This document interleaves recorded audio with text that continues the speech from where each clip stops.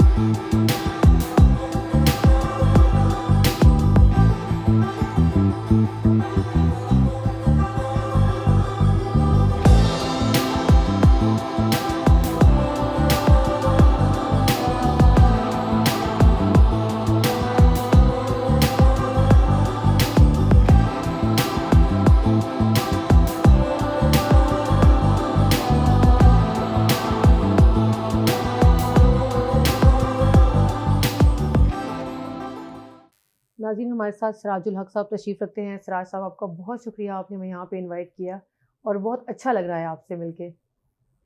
مہربانی۔ سراج صاحب، قرآن و سنت کی دعوت لے کر اٹھو اور پوری دنیا پہ چھا جاؤ۔ بانی جماعت کا یہ فکرہ جو ہے یہ زبان زد عام ہے، لیکن پوری دنیا پہ کیا چھانا تھا؟ پاکستان میں بھی ابھی تک جماعت اسلامی نہیں چھا سکی، تو اس کی کیا وجہ ہے؟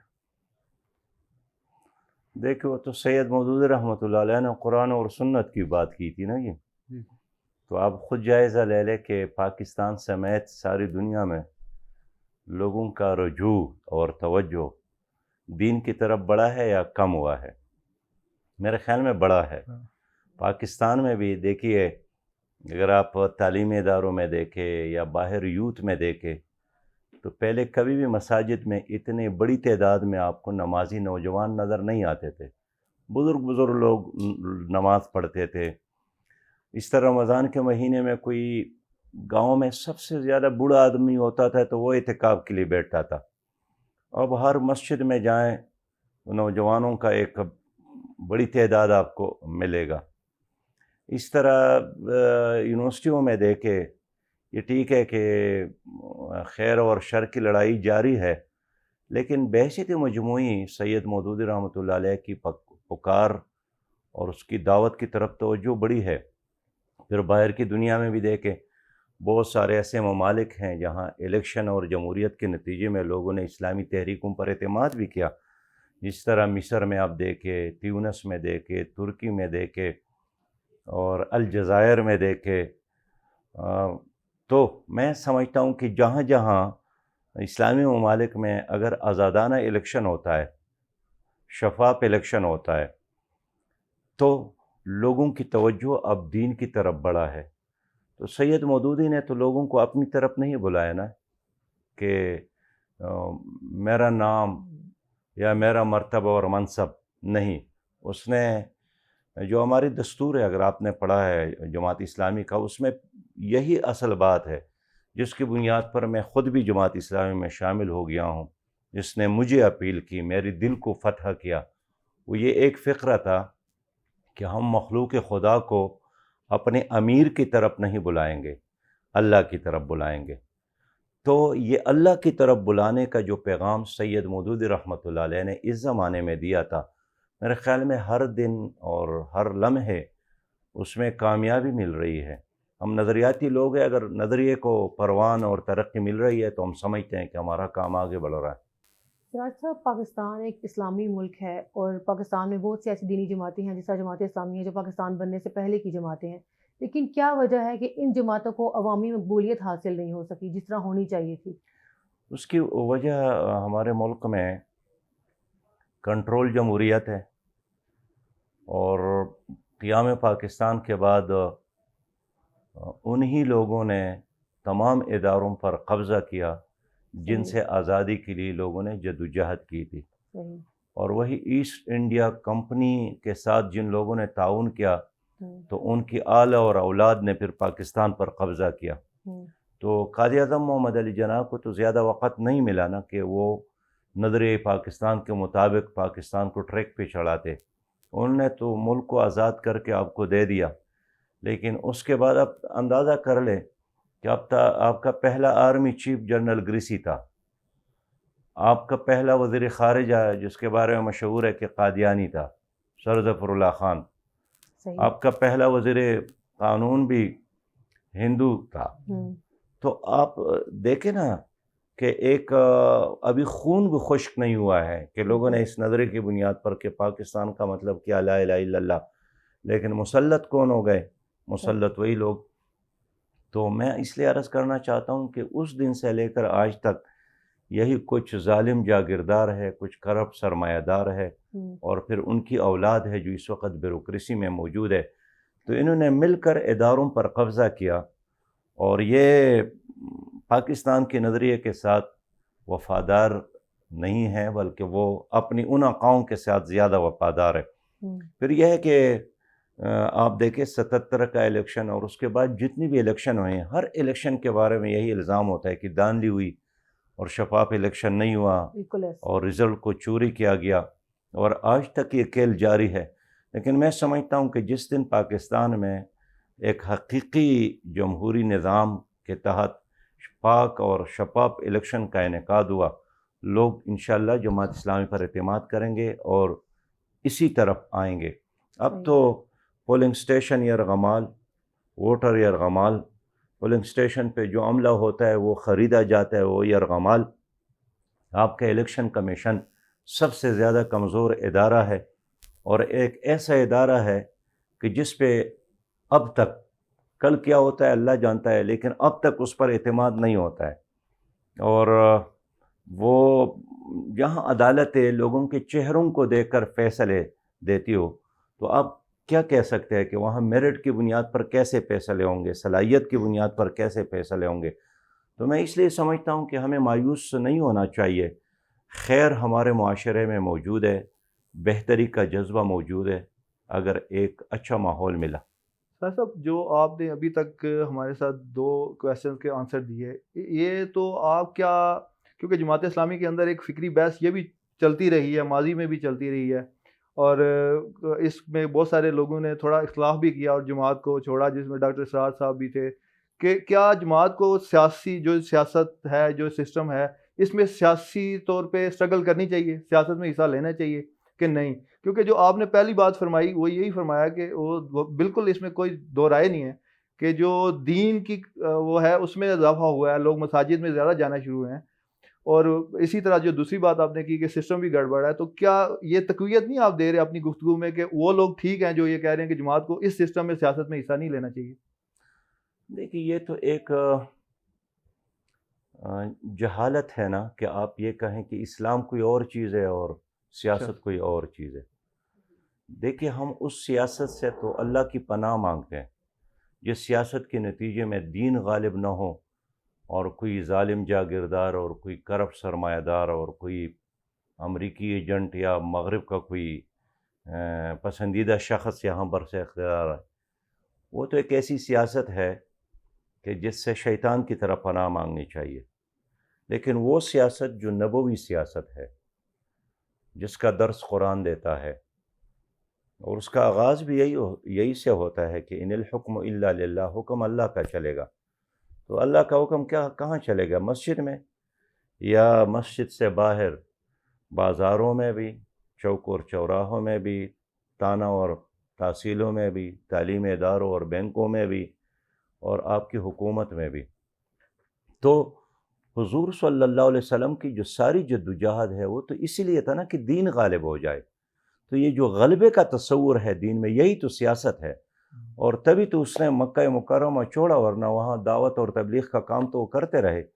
لیکن جب معلوم ہوا کہ بنجر ہے، یہاں اسلامی حکومت قائم اس وقت نہیں ہو سکتی ہے، تو اللہ نے اس کو ایک اور بستی میں جانے کا حکم دیا جہاں انہوں نے اسلامی حکومت قائم کی، وہاں فوجی نظام قائم کیا، وہاں عدالتی نظام قائم کیا، وہاں پھر انہوں نے تعلیمی نظام قائم کیا، پھر وہاں بادشاہوں کے نام خطوط لکھے.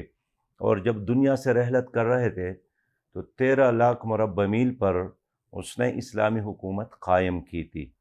اس کے بعد جو خلفائے راشدین ہے تو وہ سارے خلفائے راشدین وہ مبلغ نہیں تھے صرف، یا دعوت دینے والے نہیں تھے صرف، وہ حکمران تھے. تبھی تو انہوں نے بادشاہوں کے ساتھ مذاکرات کیے، کئی ممالک کو فتح کیا، فوجوں کو ترتیب دیا، انصاف کو قائم کیا، ظلم کو ختم کیا. یہ کام صرف دعوت کے نتیجے میں نہیں ہو سکتے کہ بس حکومت کسی اور کی ہو اور دعوت کا کام. یہ نہیں ہو سکتا ہے کہ فرعون کی حکومت ہو اور شریعت موسیٰ علیہ السلام کی غالب ہو. نہیں. ابو جہل کی حکومت ہو اور شریعت رسول اللہ صلی اللہ علیہ وسلم کی غالب ہو. نہیں. لا غالب الا اللہ، کوئی غالب نہیں رہے گا مگر اللہ کا نظام. ان الحکم الا للہ، حکم نہیں چلے گا مگر اللہ کا. یہی وہ تصور ہے. سید مودودی رحمۃ اللہ علیہ پر جو لوگوں نے الزام لگائے اس میں ایک یہی تھا کہ یہ سیاست کرتے ہیں اور سیاست کو دین سمجھتے ہیں، لیکن وہ سیاست دین ہی ہے جو شریعت کا تابع ہو. اب آپ پوچھے کہ بھئی وہ کون سی سیاست ہے، میں کہنا چاہتا ہوں کہ اگر آپ کے قومی اسمبلی میں 100% اتفاق ہو جائے کہ شراب حلال ہے آج کے بعد، جس طرح امریکہ میں ایک طویل عرصے تک شراب پر پابندی تھی اور پھر انہوں نے جائز قرار دیا، تو اگر ساری دنیا بھی مل کر یہی سیاست کرے کہ چلے شراب کو آج سے حلال کر دیتے ہیں، تو یہ شیطانی سیاست ہے. تو میں یہ عرض کرنا چاہتا ہوں کہ سیاست کا مطلب ہے اصلاح کرنا، اور حکومت کی اصلاح ہو، گھر کی اصلاح ہو، معاشرے کی اصلاح ہو، یہ ساری سیاست ہے. جو جماعت اسلامی ہے یہ KPK میں ہمیشہ اچھی نمائندگی اس کو مل جاتی ہے، پاکستان کے باقی صوبوں میں اتنی خاص نمائندگی حاصل نہیں کر پاتی، اس کی کیا خاص وجہ ہے؟ نہیں، جماعت اسلامی صرف KPK میں مضبوط نہیں ہے، یہاں اسلام آباد میں بھی میاں اسلم صاحب ہمارے MNA رہے ہیں. آپ کے گجر خان میں ہمارے راجہ صاحب، راجہ ظہیر صاحب ہمارے MNA رہے ہیں. آپ کے لاہور میں لیاقت بلوچ صاحب، ڈاکٹر فرید پراچا صاحب، حافظ سلمان بٹ صاحب، احسان اللہ وقاص صاحب، اور یہ بڑی تعداد ہے ہمارے MNA رہے ہیں. اس طرح باولپور میں ڈاکٹر وسیم صاحب، اوکاڑا میں، اور کراچی میں، حیدرآباد میں. تو میں یہ عرض کرتا ہوں کہ جب بھی آزادانہ الیکشن کا تھوڑا سا موقع ملا ہے تو جماعت اسلامی نے بہت امپروو کیا ہے اور گین کیا ہے. صاحب اس میں یہ ہے نا کہ جو ابھی آپ نے فرمایا کہ مولانا مودودی کی جو لٹریچر ہے یا ان کی جو فکر ہے اس کو دیکھ کے اور ان کی بکس کی ٹرانسلیشن کر کے ترکی میں بھی، مصر میں بھی، ایون میں تو یہ کہوں گا کہ جب گلبدین حکمت یار پرائم منسٹر افغانستان کے بنے وہ بھی بنے. اور لیکن یہ کہ جماعت اسلامی کی وہی کتابیں جو اردو میں تھیں وہ ہم یہ جو اردو بولنے والوں کو کیوں نہیں سمجھا سکے، قائل نہیں کر سکے کہ کم از کم وہ اتنے جماعت کو ووٹ دیں کہ کوئی جماعت ایک معقول قسم کی نشستیں لے کے اسمبلی میں کم از کم پہنچے. دیکھیے یہ جو جہاں بھی جاگیردارانہ نظام ہے نا جی، یہ ایک جامد نظام ہوتا ہے، اور یہ ہر ضلع میں اس طرح 50-60 خاندان ہوتے ہیں کہ کسی نئے آدمی کو سیاست میں آنے نہیں دیتے. اور موجودہ سیاسی کلچر میں صاحب سوری میں یہاں پہ انٹرپٹ کروں گا کہ اگر آپ کی یہ بات مان لی جائے تو پھر ڈاکٹر نذیر شہید اس وقت میں عرض کروں ایک جاگیردارانہ نظام میں یہ نظام اس پر متفق ہے کہ یہاں پر کوئی عام آدمی باصلاحیت ہو، تقوی دار ہو، دیانت دار ہو، خدمت کرنے والا وہ اسمبلی میں نہ پہنچے. اگر کہیں ڈاکٹر نذیر صاحب کی طرح کوئی آدمی پہنچا بھی ہے تو اس کو پھر شہید کیا گیا ہے تاکہ کوئی اور ڈاکٹر نذیر سراج الحق آ گیا پھر. لیکن الحمدللہ اس وقت بھی وہ تو آتے رہتے ہیں. اگر آپ اسٹرگل کرتے ہیں، آپ کوشش کرتے ہیں تو جیتے ہیں. اس میں اس کا یہ مطلب فیل یہ ہوتا ہے کہ جیسے جماعت اسلامی والے بھی اب وہ دعوت ان کے پاس بہت اچھی ہے اور وہ اللہ تعالیٰ کے تقوی اور پرہیزگاری کے لحاظ سے بھی بہت اسٹرانگ ہیں. وہ تو دیٹس وائی وہ یہ سمجھتے ہیں کیونکہ ہم اچھے لوگ ہیں، اللہ کے پیارے لوگ ہیں، چلو ٹھیک ہے ہم اللہ کی رضا کے لیے کام کرتے ہیں، ہو گیا نہ ہوا. وہ اس طرح سے اسٹرگل بھی ایسا نہیں. دیکھیں سب سے زیادہ جو نئی نسل ہے وہ تعلیمی اداروں میں ہے. تو تعلیمی اداروں میں جب آزادانہ الیکشن ہوتا تھا اسلامی جمعیت طلبہ کامیاب ہوتی تھی، اور زیادہ تر ووٹ اسلامی جمعیت طلبہ کو ماڈرن خواتین ہی دیتی تھی جو سر پر دوپٹے بھی نہیں رکھتے تھے، لیکن ایک آزادانہ ماحول تھا. اب جو ابھی الیکشن ہوا ہے نا جی، الیکشن سے پہلے یہی پیغامات تھے کہ ہم آپ کو نہیں جانے دیں گے، فلاں بھی نہیں جائے گا، فلاں بھی نہیں. اور ہمیں تو خیبر پختونخوا میں تو پتہ چلا تھا کہ اچھا اس بار اسفندیار ولی کو بھی نہیں چھوڑ رہے ہیں، آفتاب شیرپاؤ کو بھی نہیں چھوڑ رہے ہیں، محمود خان اچکزئی کو بھی نہیں چھوڑ رہے ہیں، مولانا فضل الرحمان کو بھی نہیں چھوڑ رہے، سراج الحق بھی. لیکن اس کے باوجود بھی ہم نے الیکشن کو نہیں چھوڑا، نہ بائیکاٹ کیا، کہ ہم نہیں چاہتے تھے کہ ایک بار اس راستے کو چھوڑیں گے دوبارہ یہاں انٹری مشکل ہوگا، اور پھر ہمارا جو کارکن ہے اس کا اعتماد ہی ختم ہو جائے گا.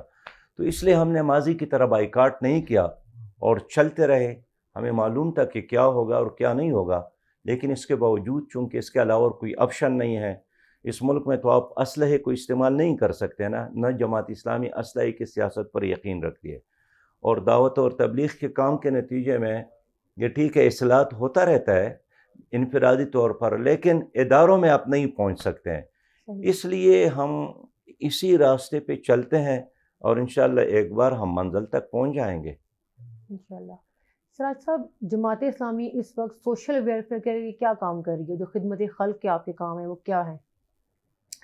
بہن، اس وقت جماعت اسلامی جو کرونا وائرس کی اس وبا کے دوران تو ہم نے تمام سرگرمیاں معطل کی تھی، صحیح. اور ایک ہی کام شروع کیا تھا کہ ایک تو رجوع اللہ کا کام کریں گے. لوگوں کو سمجھانا ہے کہ اس وبا سے کوئی بھی آپ کو نجات نہیں دے سکتا. آپ امریکہ کی طرف دیکھتے ہیں ہر مشکل کے وقت تو خود اس مصیبت میں گرفتار ہو گیا.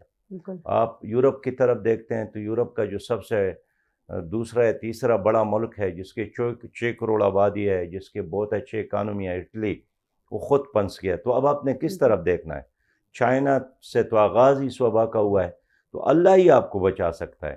تو اس لیے ہم نے رجوع اللہ کی مہم شروع کی. پھر دوسرا کام یہ کیا کہ لوگوں کو آگاہ کرنے کا کام، کہ بھئی احتیاط کرنا ہے، اور یہ احتیاط کرنا کوئی بزدلی یا بے ہمتی نہیں ہے، یہ بھی دین کا تقاضا ہے. ایسا نہیں ہے کہ آپ دیکھتے ہیں کہ یہاں سانپ موجود ہے اور آپ بسم اللہ پڑھ کر اس کے سر پہ ہاتھ رکھے کہ چلے میں نے بسم اللہ پڑھ لیا. نہیں، سانپ اور بچھو آپ نماز میں بھی مصروف ہو تو نماز چھوڑ کر اس کو مارے تاکہ وہ آپ کو نقصان نہ پہنچائے. تو دوسرا کام ہم نے یہ آگاہی کا کیا، اور تیسرا کام خدمت خلق کا کیا. الحمدللہ اس پورے سیشن میں ہمارا کوئی 1 لاکھ ورکر نے الخدمت فاؤنڈیشن کے بینر تلے لوگوں کی خدمت کی، اور نہ صرف مساجد میں جا کر بلکہ چرچوں میں جا کر، مندروں میں جا کر، گردواروں میں جا کر، ہر نسل اور ہر مسلک اور ہر مذہب کے لوگوں کی ہم نے خدمت کی. اور یہ کام ابھی بھی جاری. ابھی کراچی میں یہ سیلاب آیا ہے بارش کے نتیجے میں، تو آپ نے دیکھا ہوگا کہ وہاں منسٹر صاحبان ایک دوسرے کے خلاف بیانات دیتے رہتے ہیں. پیپل پارٹی اور آپس میں پی ٹی آئی کا مقابلہ ہے ایک دوسرے کو برا بلا کہنے میں. ہمارا کارکن خدمت کر رہے ہیں، لوگوں کو بچا رہے ہیں، کندھوں پر اٹھا کر گھروں تک پہنچا رہے ہیں، بچوں کو بچا رہے ہیں. تو الحمدللہ جماعت اسلامی کا ایک بہت بڑا نیٹ ورک ہے. اور آپ کے علم میں لانا چاہتا ہوں کہ اس وبا کے دوران ہمارے وسائل بھی محدود ہے، لیکن 85 لاکھ لوگوں تک ہم پہنچے ہیں کسی نہ کسی انداز میں. کچھ بھی نہیں تو کسی کو سینیٹائزر دیا، کسی کو ماسک پہنچایا، خوراک پہنچایا، دوائی پہنچائی، اس کو اٹھا کر اسپتال تک پہنچایا. اور اب بھی یہ کام اسی طرح جاری ہے، یہ جاری رہے گا انشاءاللہ. سراج صاحب، آپ نے اپنی سوشل ویلفیئر کی ایکٹیویٹیز کا ذکر کیا، خدمت خلق کی بات کی، تو کیا وجہ ہے کہ یہ ایکٹیویٹیز اتنی ہائی لائٹ نہیں ہو پاتی؟ دیکھیے، منفی چیزیں جلد ہائی لائٹ ہو جاتی ہے، اور مثبت کام ہائی لائٹ کرنے کا ماحول کم ہی ہوتا ہے، خاص کر ہمارے میڈیا میں. اور میں سمجھتا ہوں کہ ہمارا کارکن کام میں مصروف ہے، اس نے ہمت نہیں آ رہا ہے. لیکن الخدمت فاؤنڈیشن کی اس خدمت کو بہت سارے کالم لوگوں نے لکھے، بہت سارے اینکرز نے اس کا اعتراف بھی کیا. ہمارے سینٹ میں کئی سینیٹر نے اس کا اعتراف کیا. مجھے خود بلاول صاحب نے فون کیا کہ الخدمت فاؤنڈیشن کے کام کے حوالے سے. آزاد کشمیر کے وزیر اعظم فاروق حیدر نے، سرور صاحب نے، اور گلگت بلتستان کے وزیر اعلیٰ نے، تو جتنے بھی یہاں خود پریزیڈنٹ پاکستان جو ہے علوی صاحب نے، ان تمام لوگوں نے بارہا اس کا اعتراف کیا ہے کہ الخدمت فاؤنڈیشن نے بڑی خدمت کی ہے عوام کی، اور اس کو ہر طرح کے تعصب اور مذہب اور مسلک سے بالاتر ہم نے، حتیٰ کہ ہمارے کارکنوں کو احساس ہوا کہ جو لاک ڈاؤن کی وجہ سے جنگل میں جانور ہے، خاص کر یہ بندر وغیرہ، یہ بھوک سے مرنے لگے، اس لیے کہ جب نکلتے تھے تو کوئی نہ کوئی خوراک کی چیز اس کو ملتی تھی۔ تو ہمارے دوستوں نے وہاں بھی سامان پہنچائی، اس لیے کہ یہ بھی مخلوق خدا ہے۔ تو وہ بندروں کو بھی ہم نے یاد کیا اس تکلیف کے وقت۔ اللہ تعالیٰ اس کام کو قبول کرے۔ جی اسرار صاحب، اب جو آپ کی گفتگو ابھی تک ہوئی اس میں ہمیں یہ فیل ہو رہا ہے کہ جیسے جماعت اسلامی کی جو ایکٹیویٹیز ہیں ایسی تھیں کہ جن کو ہائی لائٹ کیا جانا چاہیے تھا لیکن نہیں ہو سکیں ابھی تک، بہت سارے ایسے، لیکن کچھ ایسے کام بھی ہیں جس سے مطلب ایک عام تاثر یہ پایا جاتا ہے پاکستان میں کہ صرف لبرلز جو ہیں یہی جماعت اسلامی کی مخالفت نہیں کرتے، بلکہ مساجد میں بھی جماعت اسلامی کی مخالفت کی جاتی ہے۔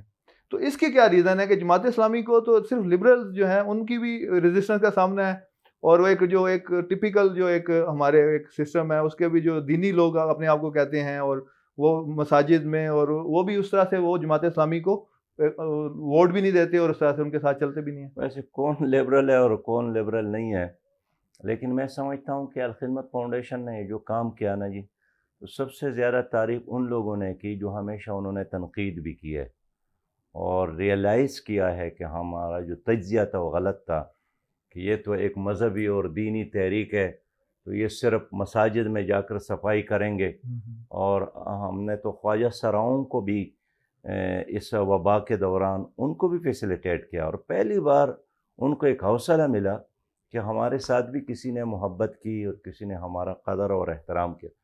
رہی مساجد کی بات، تو ٹھیک ہے ایک زمانے میں لوگوں کے اندر مساجد میں خاص کر لوگ بات کرتے تھے، مخالفت کرتے تھے، لیکن اس وقت میں سوچتا ہوں کہ مساجد میں جماعت اسلامی کے لیے بڑے محبت موجود ہے، علماء اچھے نظر سے دیکھتے ہیں، مخالفت نہیں کرتے ہیں، اب وہ فتوے نہیں لگاتے ہیں، اس لیے کہ عام آدمی اب خود ہر چیز کو سمجھنے کی کوشش کرتے ہیں۔ پہلے کوئی ایک آدمی کسی ضلع میں چاند دیکھتا تھا، اب ہر کوئی دیکھتا ہے کہ بھئی چاند نکل آیا نہیں نکلا۔ تو اس خود معلومات لینے کا جو جذبہ ہے، اس نے جماعت اسلامی کی جو تصویر ہے ان تک پہنچانے میں مدد کی ہے ہمیں۔ لیکن اس میں ایک تاثر یہ ہے، جو اگر لائٹر وے میں بات کروں، کہ لوگوں کے ایک بڑا سوال اٹھتا ہے اور بہت سارے لوگ یہ بات کرتے بھی ہیں، جو درد دل بھی رکھتے ہیں، جو چیزوں کو آبزرو بھی کرتے ہیں، وہ یہ خیال رکھتے ہیں کہ جماعت اسلامی کے کارکنان اور جماعت اسلامی یہ لکڑیاں بھی اکٹھی کرتے ہیں، یہ چولہا بھی جلاتے ہیں، یہ دیگ بھی رکھتے ہیں، اس میں چاول بھی ڈالتے ہیں، وہ اس میں کھیر بھی بناتے ہیں، لیکن جب کھانے کا وقت آتا ہے تو کبھی وہ نواز شریف کو پیش کر دیتے ہیں، کبھی یہ مولانا فضل الرحمان کو پیش کر دیتے ہیں۔ تو یہ کیوں جماعت اسلامی جو اپنی پکائی ہوئی یہ کھیر ہے وہ خود کیوں نہیں کھاتی؟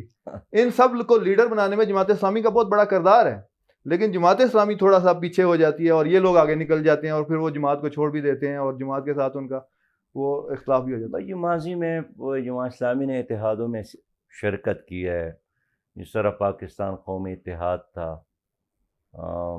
پیپل پارٹی کے خلاف بنا تھا، پاکستان قومی اتحاد کا جو لیڈر تھا، صدر تھا، مولانا مفتی محمود صاحب رحمۃ اللہ علیہ تھے، لیکن اب حالات بدل گئے۔ آج بھی ابھی میں پڑھ رہا تھا کہ مولانا مفتی محمود صاحب کا بیٹا اب مہینے میں ایک بار زرداری صاحب کے پاس جاتے ہیں، وہ نہ ملے تو جناب بلاول بھٹو صاحب کے ساتھ ملتے ہیں۔ تو یہ ایک انقلاب تو آیا نا، دیکھیے۔ تو میں سمجھتا ہوں کسی طرح پھر جماعت اسلامی نے IGI بھی بنائی اور اس میں شرکت کی، اس لیے کہ پیپل پارٹی کے مقابلے میں سب ایک ہو گئے تھے۔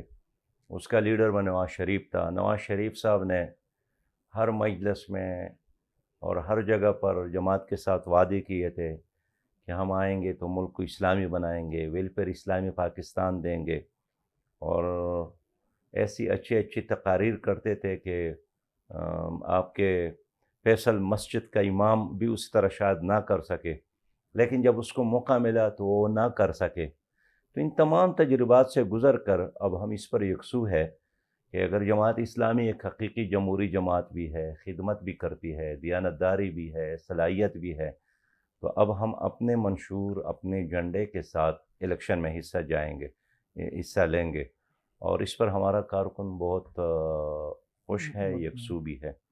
مطلب یہ کہ ابھی تو جو ابھی ہوا ہے ایم ایم اے کے ساتھ آپ ایم ایم اے دوبارہ بنے، تو اس میں بھی آپ دیکھ لیں کہ جب جو تاثر یہی پایا جاتا ہے کہ جب وہ 14 ایم این ایز بنے تو ان میں چترالی صاحب کا ایک ایم این اے جماعت اسلامی کے اور باقی جے یو آئی کے بنے، اور اس میں عام کنسیپٹ یہ ہے کہ جو جماعت کا ورکر ہے وہ تو جے یو آئی کو ووٹ ڈالتا ہے، لیکن جے یو آئی جو ہے وہ اس نے جماعت کے لوگوں کو اگر ووٹ ڈالے ہوتے تو شاید جماعت کی بھی سیٹیں زیادہ ہوتی۔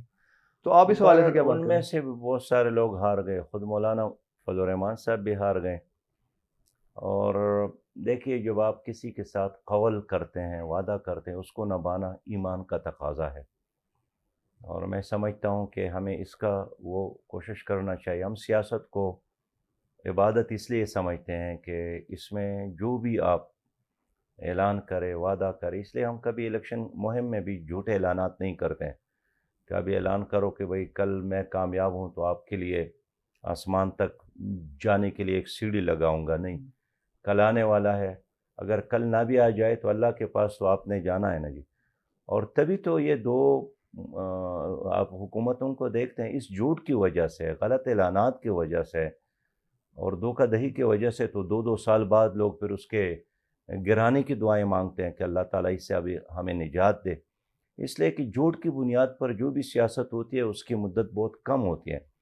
تو ہمیں اس پہ الحمدللہ اللہ کا شکر ہے کہ جو بھی سفر کرتے ہیں اس میں ایک ذاتی فائدہ نہیں ہے، بلکہ اس میں ہمیشہ ہم پاکستان اور اسلام کے مفاد کو، تو پاکستان سے محبت اور اسلام سے محبت، یہ ہماری سیاست کے 2 بنیادی نقطے ہیں۔ تو اپنی دین سے محبت اور اپنے ملک سے محبت کی بنیاد پر ہمیشہ ہم نے فیصلے کیے ہیں، لیکن ظاہر ہے کبھی نتیجہ اچھا نکلا ہے، کبھی اچھا نہیں نکلا ہے۔ جس طرح 2002 میں جو الیکشن ہوا تھا اس میں ایم ایم اے میں اچھے نتائج آئے تھے، بڑی تعداد میں ہمارے لوگ کامیاب ہو گئے تھے، پھر اسی تجربے کو دوبارہ دہرایا تو نتیجہ اچھا نہیں نکلا، لیکن بہرحال اس تمام تجربات کے بعد ہم نے یہ کہا کہ اب ہم اپنے معاشرے میں جو اچھے لوگ ہیں ان کو ساتھ لے کر آگے جائیں گے۔ راج صاحب، سیاست کی تو ہم نے بہت بات کی، ہمارا پروگرام چونکہ لائف سٹائل ہے تو تھوڑا سا آپ کے لائف سٹائل کی طرف بھی آتے ہیں۔ آپ ایک امپورٹنٹ پوزیشن پہ ہیں، آپ کا انٹرنیشنل ایکسپوجر بھی ہے، آپ کے ارد گرد ایک لگژری لائف ہے، لیکن پھر بھی جو آپ کا اپنا طرز زندگی ہے وہ ایک سادہ آپ نے اپنایا ہوا، تو کیا آپ کو کبھی احساس کمتری نہیں ہوا؟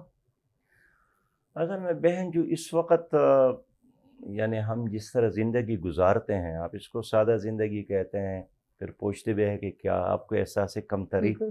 میں تو مبتلا نہیں ہوتے ہیں کہ دوسرے کیا کرتے ہیں آپ کیا کرتے ہیں، لیکن دل کی بات کروں، جو اس وقت اللہ تعالیٰ ہمیں دیتا ہے میں تو اب تک اس پر بھی پوری طرح شکر ادا نہیں کر سکا، صحیح۔ اور ہم اس پر بھی شکر ادا کریں تو بہت بڑی بات ہے۔ باقی سب سے بڑی دولت یقین کی دولت ہے جو اللہ تعالیٰ نے ہمیں دی ہے، پھر یہ یقین ہے نا کہ میں جس راستے پہ جا رہا ہوں اس میں ہر قدم، ہر نظر، ہر لفظ، ایک پیسہ آپ خرچ کریں اللہ کے راستے میں، تو یہ ایک بہت بڑی دولت ہے اگر کسی کو نصیب ہو جائے۔ باقی جو باہر کی دنیا کی سیاست ہے یا جو سٹیٹس ہے، جو جعلی مرتبے اور مقام ہیں، یہ سارے عارضی ہیں۔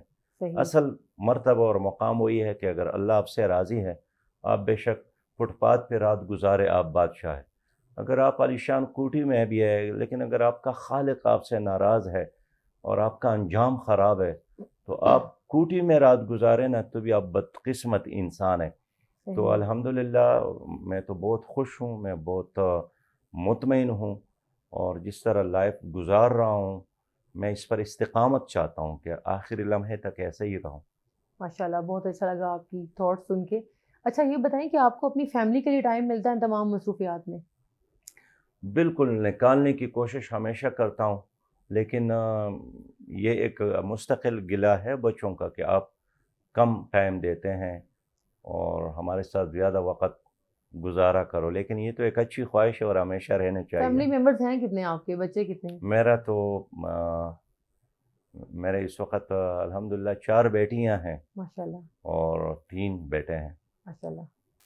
تو کچھ چیزیں جو ابہام ہیں وہ ہم تھوڑا دور کرنا چاہ رہے تھے، اس لیے کیونکہ آپ کے غنیمت جانتے ہوئے ہم آپ سے وہ باتیں کہہ رہے ہیں سیاسی طور پہ بھی. اچھا، جماعت اسلامی کی جس آپ نے کہا کہ ابھی جماعت نے یہ طے کر لیا کہ آئندہ وہ اپنے جھنڈے کے ساتھ، اپنی نظریے کے ساتھ، اپنی سوچ کے ساتھ اچھے لوگوں کو ملا کے سیاست کرے گی، لیکن جو ماضی کی کچھ ایسی چیزیں ہیں جن کے بارے میں ابھی تک سوال اٹھائے جاتے ہیں. مثلا ایک سوال یہ اٹھایا جاتا ہے کہ جماعت اسلامی نے محترمہ فاطمہ جناح کی کمپین تو بھرپور طریقے سے چلائی، لیکن جب بینظیر بھٹو آئیں تو جماعت اسلامی کو عورت کی حکمرانی ناجائز نظر آنے لگی.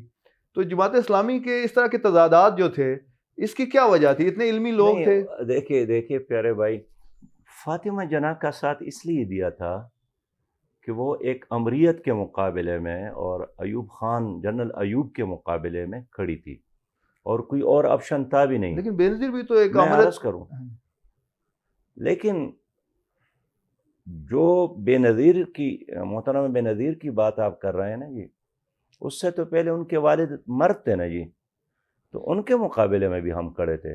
ان کے زمانے میں ڈاکٹر نذیر صاحب شہید ہو گئے تھے، ان ہی کے مقابلے کے لیے تمام سیاسی جماعتوں نے مل کر قومی اتحاد بنایا تھا. مسئلہ پیپل پارٹی کے نظریات ہے، ان کی طرز حکمرانی ہے، ان کے مقاصد ہے، جس سے کبھی بھی جماعت اسلامی نے اتفاق نہیں کیا. ہاں، اگر ان نے کوئی اچھا کام کیا ہے تو اس کو اچھا کہنے میں ہم نے کبھی بخل سے بھی کام نہیں لیا. تو مسئلہ مرد یا عورت کا نہیں تھا. اگر فرض کرے بے نظیر کی جگہ پھر ان کے شوہر تھے تو بھی ہم نے اس کے ساتھ مقابلہ کیا، ہر جگہ پر مقابلہ کیا. تو آپ مردوں کو اور عورتوں کو لڑانے کی کوشش نہ کریں. مسئلہ نظریات کا ہے، مسئلہ طرز حکمرانی کا ہے، مسئلہ ایک پارٹی کی بنیاد کا ہے کہ اس کے نظریات کیا ہے. لیکن سراج صاحب، بہت عرصے بعد جماعت اسلامی کے کوئی ایسے امیر آئے ہیں کہ جنہوں نے ایک دو بار بھٹو کے حوالے سے بڑی کھل کے بات کی. آپ نے یہ کہا کہ بھٹو ایک ذہین لیڈر ہے، آپ کے ایک دو ایسے ہم نے انٹرویو بھی سنے. تو آپ کا کیا خیال ہے کہ بھٹو ایک اچھا لیڈر تھا؟ میں سمجھتا ہوں کہ بھٹو کی ذہانت میں تو کوئی شک نہیں ہے، اور بھٹو نے یعنی جس طرح لوگوں کو متاثر کیا اور کراچی سے لے کر چترال تک ایک مہم چلائی، تو اس میں ان کو کامیابی بھی ملی. ان کے نظریات اپنی جگہ پر کہ انہوں نے اپنے پیپل پارٹی کے منشور میں لکھا، بلکہ فارم پر لوگوں سے یہی دستخط کرواتے تھے کہ اسلام ہمارا دین ہے اور سوشلزم ہماری معیشت ہے. اب سوشلزم اور اسلام کیسے ایک ہو سکتا ہے؟ کیا اسلام میں معاشی نظام نہیں ہے؟ کہ اسلام میں سیاسی نظام نہیں ہے؟ اس سے ہمارا اختلاف تھا. لیکن جس طرح نیلسن منڈیلا نے 27 سال جیل میں گزارے اور اپنی قوم کے لیے اس کے بڑی خدمات ہیں، لیکن دیکھیے اب بھٹو صاحب نے اس کے حکمرانی میں، اس کی حکومت میں قادیانی جو ہے غیر مسلم اقلیت قرار دیا گئے. وہ کہ تمام سیاسی جماعتوں نے اس میں ان کا ساتھ دیا، لیکن وزیر اعظم تو وہی تھے. تو ہم نے اس وقت بھی اس کو اپریشیٹ کیا، اب بھی اس کو اپریشیٹ کرتے ہیں. اس طرح ان کے دور میں یہ سربراہان کانفرنس کا انعقاد ہوا، اس کو ہم نے اپریشیٹ کیا. لیکن جس طرح انہوں نے مشرقی پاکستان کو بنگلہ دیش بنانے میں کردار ادا کیا، اس کا ہم نے مقابلہ کیا کہ آپ کا غلط ہے. تو ہم اس طرح تنگ نظری میں مبتلا نہیں ہیں، لیکن پیپل پارٹی کی جو مجموعی سیاست ہے نا جی، وہ بھی اسی طرح ایک جاگیردارانہ نظام کے تحت ان کی سیاست گھومتی ہے. انہوں نے بھی اپنے اثاثوں میں اضافہ کیا، پراپرٹیز میں اضافہ کیا، جو ان کے ساتھ رہیں ان کے واری نیارے ہو گئے. لیکن سراج صاحب، آپ کی گفتگو سے یہ مطلب ایک بات آ رہی ہے کہ جماعت اسلامی تو افغانستان کے جہاد کی بھی پشتبان رہی جماعت اسلامی نے اس میں. تو کیا آپ یہ سمجھتے ہیں کہ کشمیر میں اب جہاد ہونا چاہیے؟ دیکھیے، جو وہاں جہاد کر رہے ہیں مقبوضہ کشمیر کے اندر، اس جہاد کو سپورٹ کرنا چاہیے، اس کے ساتھ تعاون کرنا چاہیے.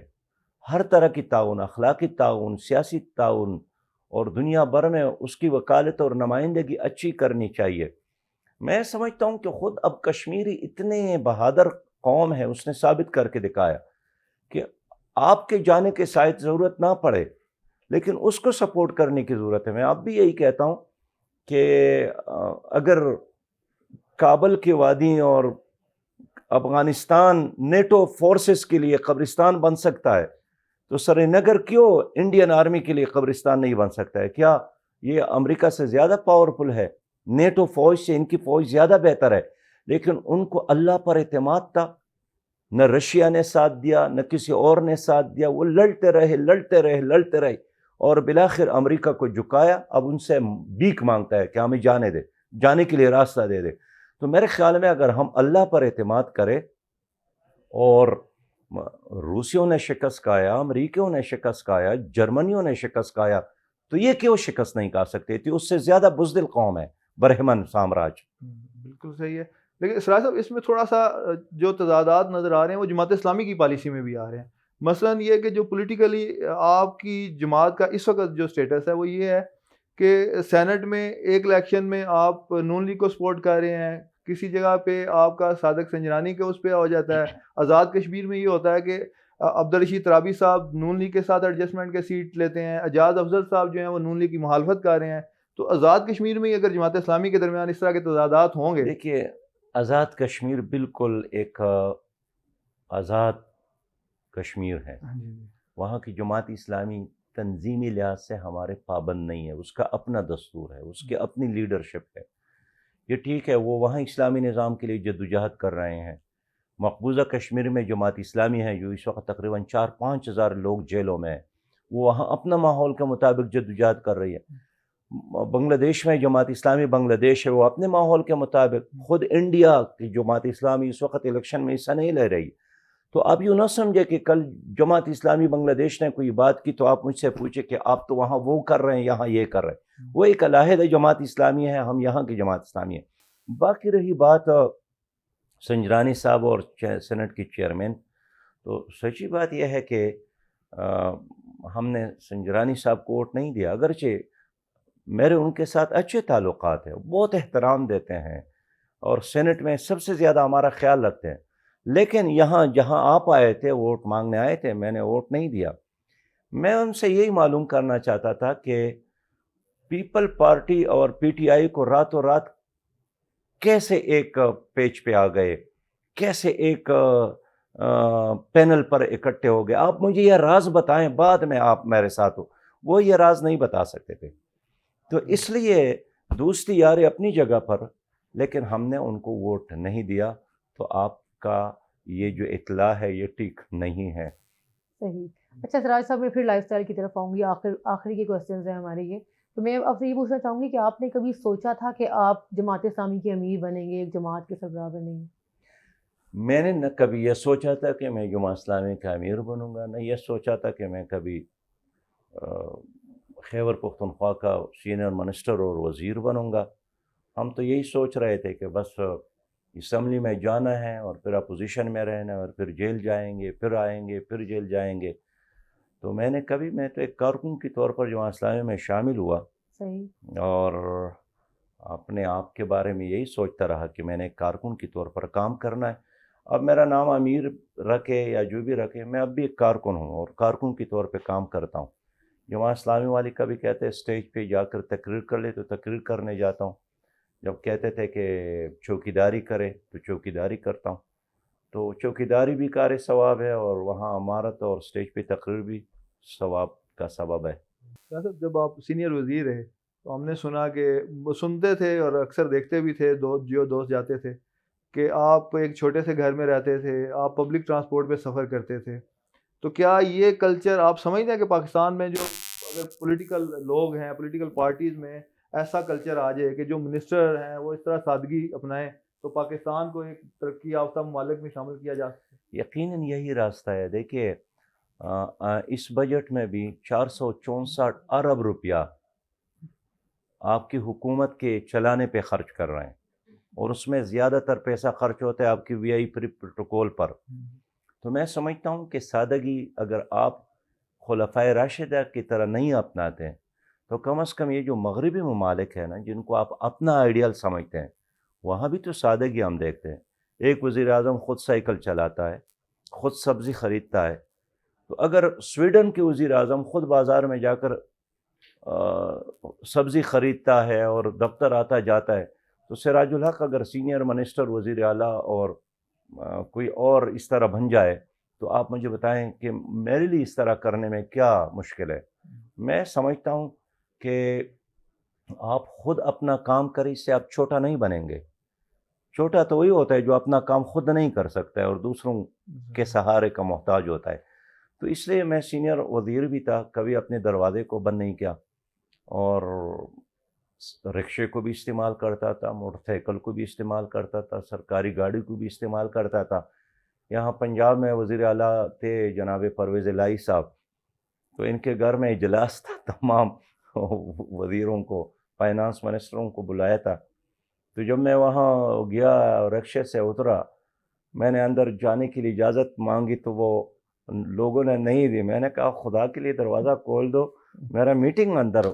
انہوں نے فون کیا کہ وہی کون ہے، اندر سے بتایا گیا کہ سراج الحق ہے، تو پھر احترام کے ساتھ آنے دیا جائے.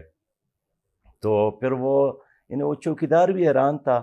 میں بار بار کہتا تھا کہ بابا میں سینئر منسٹر ہوں خیبر پختونخوا کا، دروازہ کھول دے، میٹنگ کا وقت ضائع ہو رہا ہے. لیکن جب تک 15-20 پولیس والے نہ ہوں، جھنڈا نہ ہو، تو ہمارا جو ذہنیت ہے نا وہ بھی غلامانہ ذہنیت ہے، پھر لوگ مانتے نہیں ہیں. لیکن ہم نے کلچر بدلنا ہے، ہم نے زمانے کے ساتھ اڑنا نہیں ہے، زمانے کو بنانا ہے انشاءاللہ. سراج صاحب بہت شکریہ. شہزاد میرے خیال میں سراج صاحب سے آج بات کر کے ہمیں اس بات کا احساس ہوا ہے کہ سادہ طرز زندگی میں بھی بہت سکون ہے. بالکل بالکل سدرا ایسے ہی ہے. اور جو سراج صاحب کی گفتگو تھی ساری وہ ہم نے سنی، اور یہ بات ہمیں آج اس بات کا بڑا احساس ہوا کہ جو اللہ والے ہوتے ہیں ان کی گفتگو میں ایک اتنی محبت، اتنا پیار ہوتا ہے کہ ہمیں وقت کا پتہ ہی نہیں چلا کہ اتنا ٹائم گزر گیا. اور ہم نے یہی سیکھا ان سے کہ جو ایک مرد مومن ہے اس کو اپنی زندگی جتنی وہ سادہ رکھے گا اتنا ہی وہ اچھی اپنی لائف گزارے گا. اور ہمیں پراؤڈ فیل ہوا کہ ہم اتنی عظیم شخصیت کے ساتھ اتنے فرینڈلی ماحول میں بیٹھے، اور ان سے ہم نے بہت تلخ باتیں بھی کیں، لیکن انہوں نے ایک منہ پہ اسمائل کے ساتھ ہمارے ساتھ بہت ہی اچھی بات ان کا جوابات دیے اور ہمیں مطمئن کیا. ویورز اب تک کے لیے اتنا ہی. ہمیں اجازت دیجیے. اللہ حافظ.